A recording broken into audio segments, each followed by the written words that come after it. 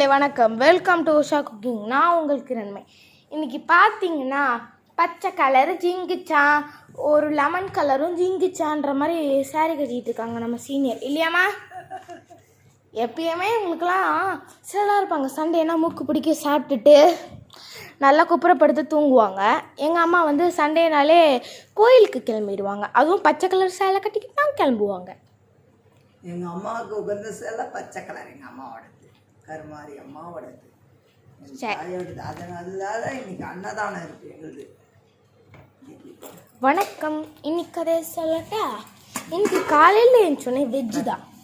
கத்திரிக்காய் கொஜ்ஜியும் இட்லி, உளுந்து அரிசி போட்டு அரைச்ச இட்லியும் கொஞ்சம் கிழங்கு எல்லாம் வந்து உளுந்துக்கு பதில் என்னத்தை சேர்ப்பாங்க.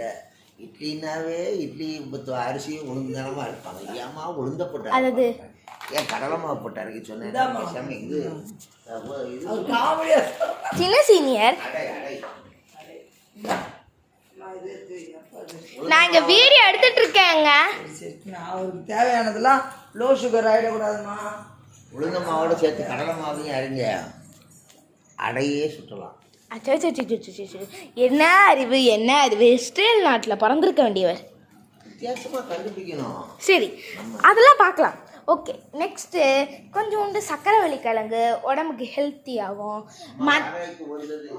ஆமாம், வாராகிக்கு வச்ச பிரசாதம். சரி, அப்புறம் வந்து மத்தியானத்துக்கு வந்து இப்போவே வச்சுட்டாங்க. கொஞ்சோண்டு சுட சுட சாம்பார், ரசம். ரைஸ் வந்து மத்தியானமாக வருவோமா சாயங்காலமாக வருவோன்ட்டு முடிவு பண்ணிட்டு நல்லா ஊரெல்லாம் சுற்றிட்டு கொஞ்ச நேரம் எனக்கும் பார்க்கில் போய் ரிலாக்ஸேஷன் பண்ணிவிட்டு அப்படியே வந்து வீட்டுக்கு வந்துட்டு டிவியில் காஞ்சனா படத்தை பார்த்துக்கிட்டு அப்படியே லபக்குன்னு சாப்பாடு உருண்டையை தள்ளிக்கிட்டு இன்றைக்கி நாளை ஓட்டிடுவேன். Bye, have a nice day. Okay, bye.